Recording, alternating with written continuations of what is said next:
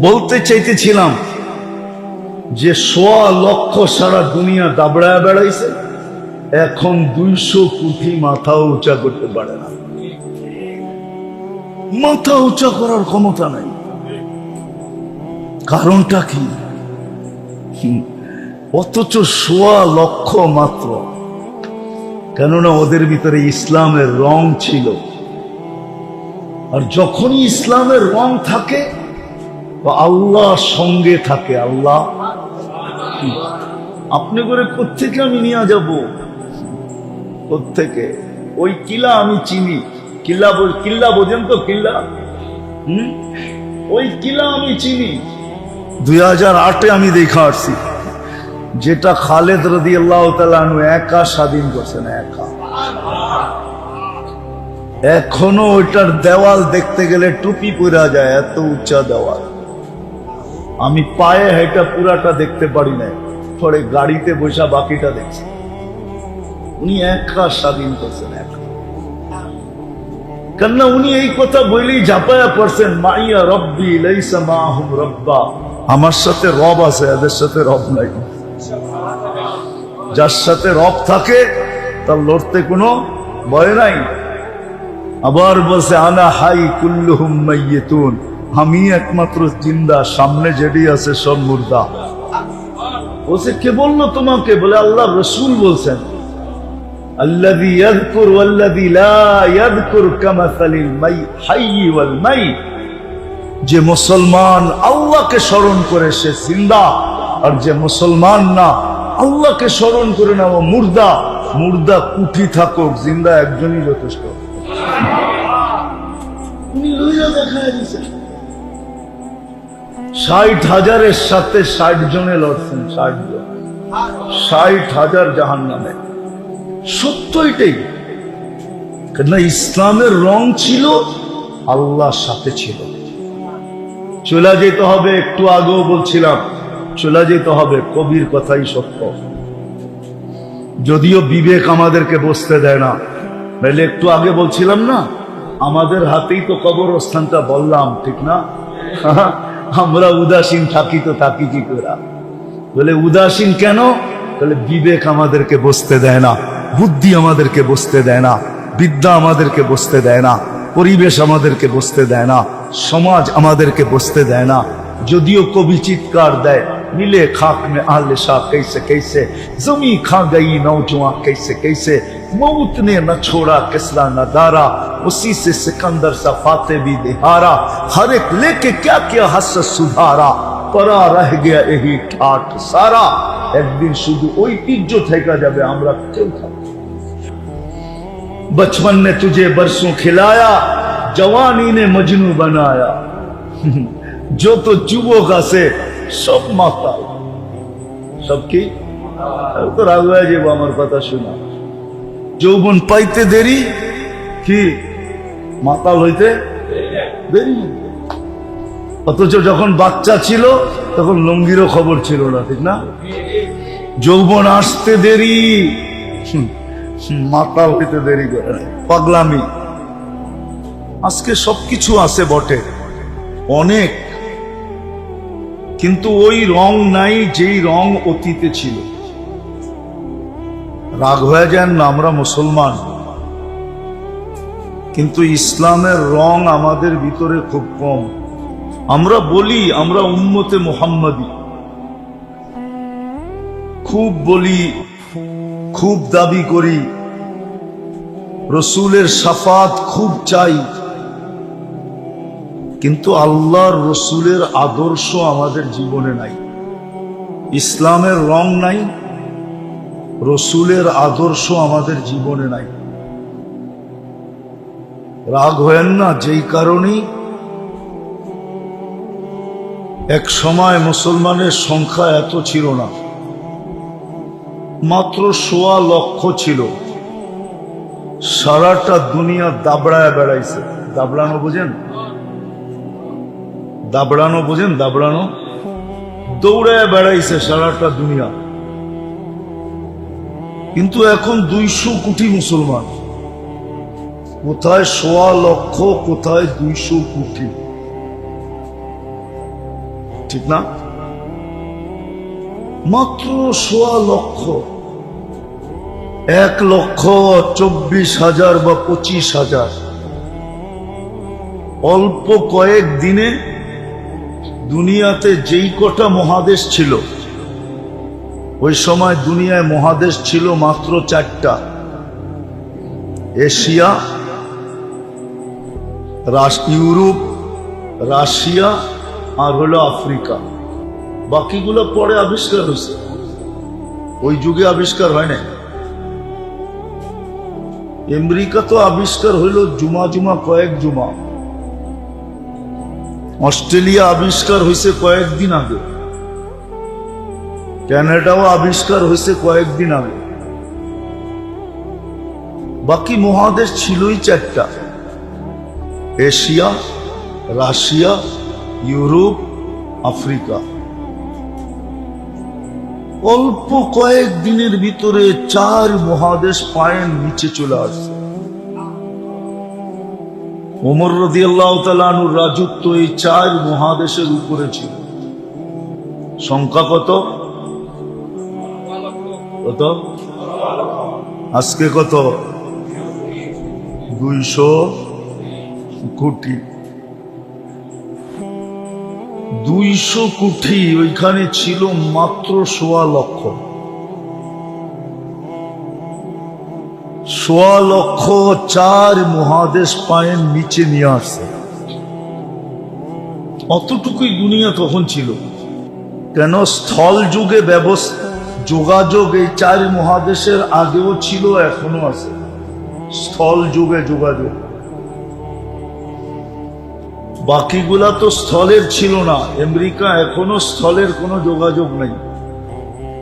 অস্ট্রেলিয়াতে এখনো কোনো স্থলের যোগাযোগ নেই। চতুর্দিকে জল আর জল। একদিকে আটলান্টিক, একদিকে প্যান প্যাসিফিক, প্রশান্ত।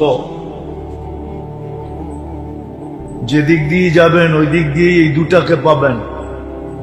ব্রাজিলের নিচের থেকে যাওয়া শুরু করেন একবারে কানাডার উপর পর্যন্ত, ওই দুই পাশে এই দুটেই পাবেন। একদিকে আটলান্টিক, একদিকে প্রশান্ত। স্থলের কোনো যোগাযোগ ছিল না। জল আর জল এটা আবিষ্কার হয়েছে পরে। এখনই তো ৬ থেকে ৭ ঘন্টা লাগে শুধু আটলান্টিক পাড়ি দিতে। এখনো তো ৮ ঘন্টা লাগে প্লেনে পাড়ি দিতে। প্রশান্ত ৭ থেকে ৮ ঘন্টা লাগে পাড়ি দিতে। তো ওই যুগে মানুষ যাইতো কি করে? যায় নাই কেউ। ১.৫ লক্ষ সারা দুনিয়াকে দাবড়াইল কি করে? আজকে ২০০ কোটি মাথা উঁচাও করতে পারতেছে না। দাবড়াবে তো দূরের কথা, মাথা কি পারতেছেন মাথা উঁচা করতে? শুধু নিজের বাড়ির ভিতরেই মাথাটা উঁচা করতে পারেন, আর কোথাও মাথা উঁচা করতে পারে না। কারণ কি? এটাই আমি বুঝাইতে চেয়েছি আপনাদের। আল্লাহ করুক আজকে বুঝে আসুক, জীবনের রোগ চেঞ্জ হোক। কেননা এখানে থাকা যাবে না, এটা থাকার জায়গা না, এটা তো স্টেশন। কি স্টেশনে কেউ কোনোদিন ঘরবাড়ি বানায় না, থাকে না। স্টেশন তো স্টেশনই। স্টেশন বোঝেন? স্টেশন। দুনিয়াটা শুধু আমাদের স্টেশন। যাত্রা আমাদের সামনের দিকে, আমরা কিন্তু সবাই যাত্রী। বলা গেলে চলবে না, আমরা সবাই কিন্তু আখেরাতের যাত্রী। শুধু কবরের যাত্রী না, যে কবরই শেষ না, তাইলে তো ওই কথাও সত্য যে চিতাতেই সব শেষ। আমরা আখেরাতের যাত্রী, আর যাত্রা আমাদের চলমান। আমরা থামি কিন্তু যাত্রা থামে না। আমি থামি, আমি উদাসীন হই, আমি ঘুমাই, আমি বিমুখ হই, কিন্তু যাত্রা 1 সেকেন্ডের জন্য থামে না, সে চলমান। আপনাকে আমাকে গন্তব্যে পৌঁছানোর জন্য সে চলমান। যেদিন গন্তব্যে পৌঁছায় দিবে ওই দিন সে থামবে, এর আগে থামবে না। যেদিন আপনাকে আমাকে আখেরাতে পৌঁছায় দিবে, বিদায় এখানে থাকা যাবে না। কবির কথাই কিন্তু সত্য, মনীষীদের কথাই সত্য, যদিও আমরা মানতে চাই না। বিবেক নিয়ে যাবো আমি ওই দিকে আপনাদেরকে। বিবেক বুদ্ধি বেশি দিয়া ফেলছে তো আল্লাহ। সৃষ্টিকে যতটুক না দিছে, পুরাটা একা আমাদেরকে এর চেয়ে কয়েক গুণ বেশি দিছে। পুরা সৃষ্টিকে যতটুকু বিবেক বুদ্ধি না দিছে, এর চেয়ে বেশি আমাদেরকে দিয়া দিছে। এই জন্য ধোঁকা খাইতেছি, ধোঁকা। আমরা সবাই ধোঁকার শিকার। কেউ বুদ্ধির সামনে ধোঁকা, বুদ্ধিতে ধোঁকা খাইতেছে, কেউ বিবেকে ধোঁকা খাইতেছে, কেউ বিদ্যাতে ধোঁকা খাইতেছে। এক একজনে এক একটা দিয়ে আমরা ধোঁকা খাইতেছি। রাগ হয় না, আমরা কিন্তু ধোঁকার শিকার। কেননা বিবেক বুদ্ধি বিদ্যা আল্লাহ অনেক দিছে, তো সৃষ্টিটা পুরা উঠায় আমাদেরকে দিয়া দিচ্ছেন। কোন সৃষ্টিকে কিছু দেনই নাই, দিলেও ওটা সামান্য দিছেন, একটু ছোঁয়া দিছেন, ছোঁয়া ছোঁয়া দিয়া ছেড়া দিছেন, আর পুরাটা আমাদেরকে দিয়া দিছেন। আর সমস্ত উম্মতের মধ্য থেকে উম্মতে মুহাম্মদীকে সবচেয়ে বেশি দিছেন। কোন উম্মত আকাশে প্লেন উড়তেও দেখে নাই, উড়াইও দেখে নাই। আমরা উড়তেও দেখি, উড়াইও দেখি, ঠিক না? কি মনে হয় বোঝেন না? কোন উম্মত আকাশে প্লেন উড়তেও দেখে নাই, উড়াইও দেখে নাই। আমরা উড়তেও দেখি, আবার উড়াইও দেখি, ঠিক না? না দেখি না? এই উম্মতকে সবচেয়ে বেশি দিছে। এই জন্যই আমরা ধোঁকার শিকার সবচেয়ে বেশি। অন্য উম্মত এত ধোঁকার শিকার ছিল না, আমরা যতটুকু ধোঁকার শিকার। বিবেকালা বিবেকের ধোঁকার শিকার, বুদ্ধিওয়ালা বুদ্ধির ধোঁকার শিকার, বিদ্যাওয়ালা বিদ্যার ধোঁকার শিকার। আমরা সব ধোঁকার শিকার। আজকে ধোঁকার শিকার হয়ে চলতেছে। নাইলে বড় বোঝা সহজ ছিল। যেই মানুষটা নিজের হাতে কবরস্থান বলল, ও আবার বিমুখ থাকে, তো থাকে কি করে? কি কবরস্থানটা আপনাকে হাতে বলেন নাই? না বড়ি নাই? সত্য তো। তো যে নিজের হাতে কবরস্থানটা বলল, সে আবার বিমুখ থাকে, তো থাকে কি করে?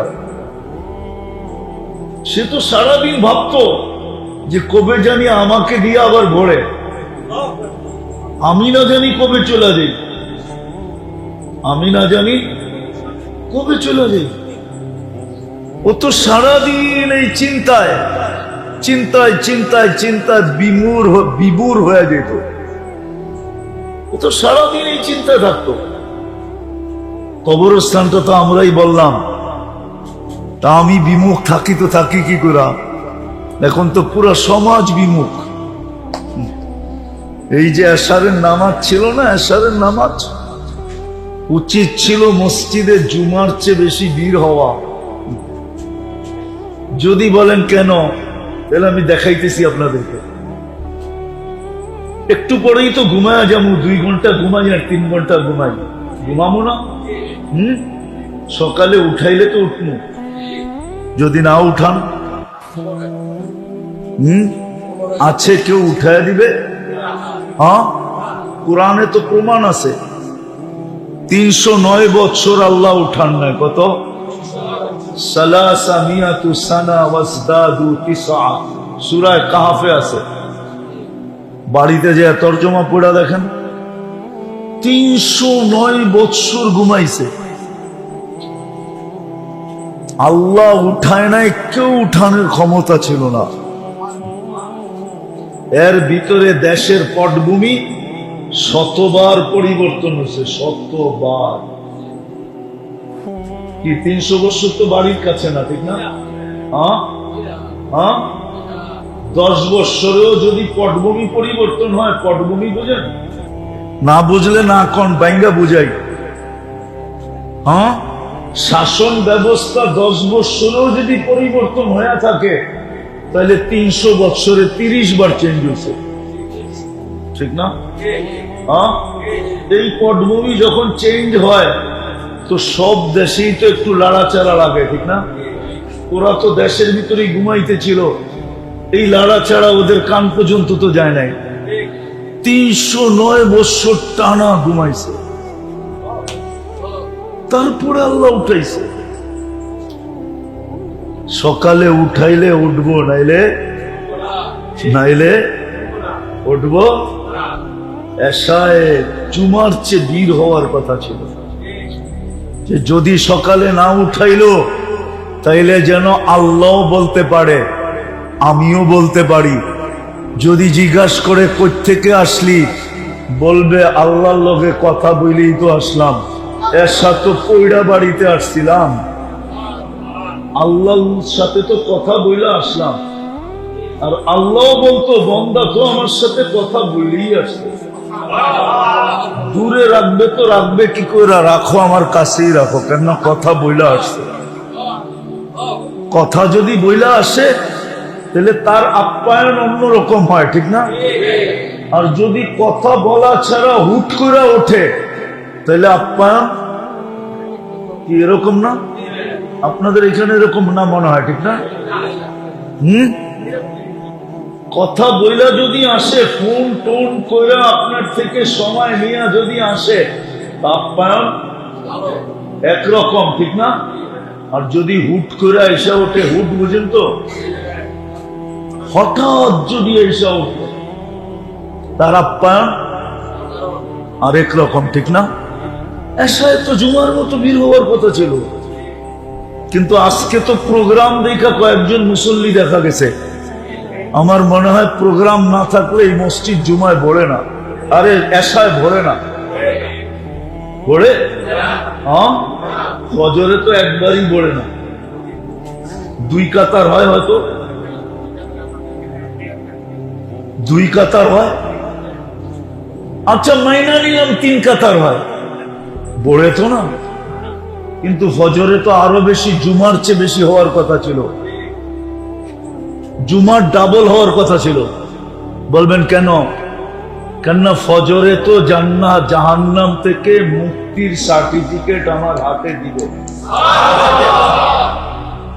কেননা ফজরের নামাজ পড়ার শেষ যেই ব্যক্তি এই দোয়া 7 বার পড়লো, আল্লাহুম্মা আজিরনি মিনান নার, কয়বার?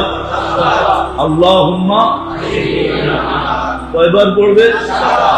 পড়তে দেরি, সূর্য ডুবার 1 সেকেন্ড আগেও যদি মারা যায় তো জাহান্নাম থেকে মুক্ত। এর চেয়ে বড় সার্টিফিকেট কি চান?